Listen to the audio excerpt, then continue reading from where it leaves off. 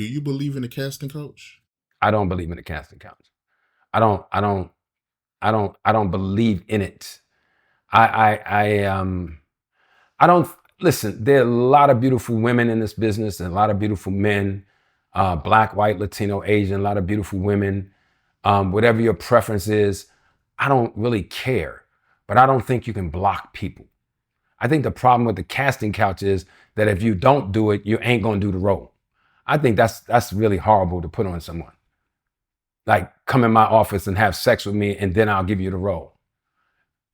If you come in casting and you get the role on your own merit, and you run into me at a restaurant and you want to go out, and if I'm not married or if I'm whatever and I'm available, I think that can work. That works all the time in this business.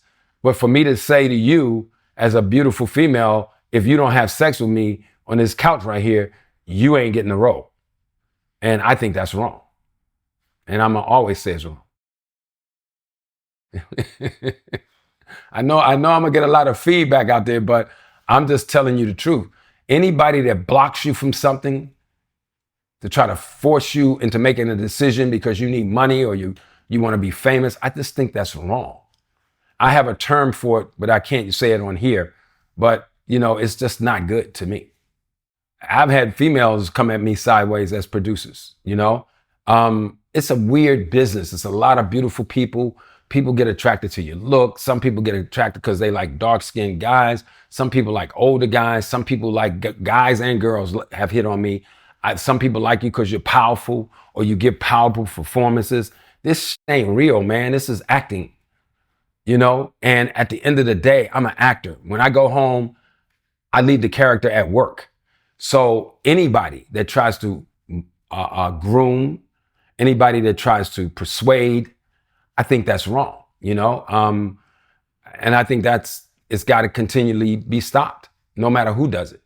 What you mean by the producers came at you sideways? I've had producers say certain things or do certain things, male and female, but I know how to handle it because I know what I'm going to do. I always tell people when you get to Hollywood, know what you're going to do. You know what I'm saying? I'm not desperate to be famous. I think people don't know I wanted to play football. I never wanted to be an actor. I have no idea how I got into it. I mean, I know how I got into it, but I don't know why the gods picked it for me. But I'm not, in my early years, you can't give me $1 million to make me do something sexual. I'll just go get a damn job.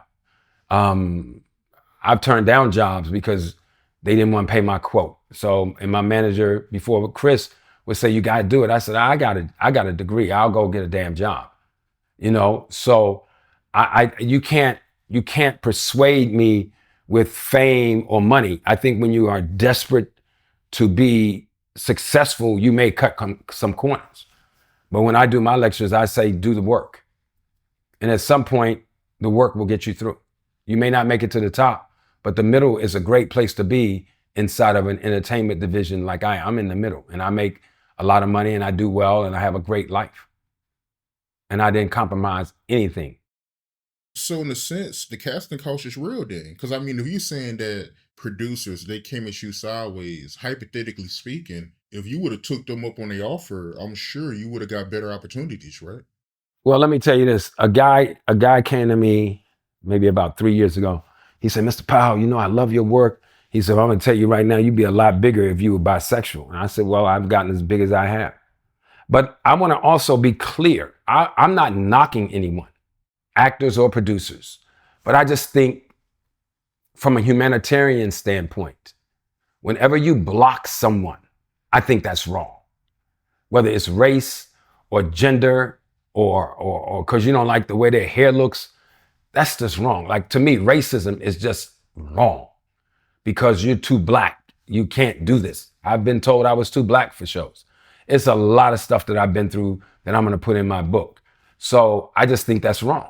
And I'm always going to say it's wrong. And I'm always stand up for what I believe is right. That's just me. I've been set up. I've never been arrested, never been in trouble. You can't set me up because I don't break the law. But I've been set up. I've been approached. I've been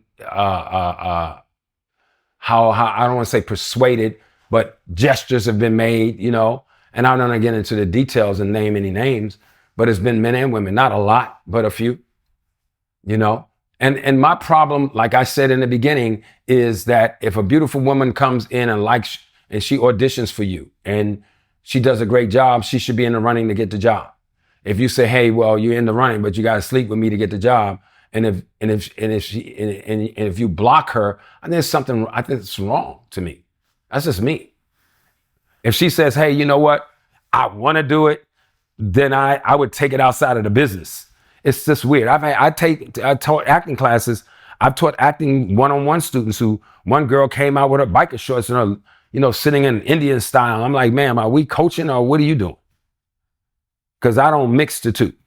I always tell my students, don't shit where you eat. That's an old term expression. Don't put your dirty business on your job. It's not good business. Sometimes it's too close for comfort, even when it's consensual. But in my 46-year career, I don't mix my personal life with my business life, and I don't mix the two. And when I was on a panel yesterday, I told some of the young producers, don't do that. Because in this business, people keep score and they don't tell you.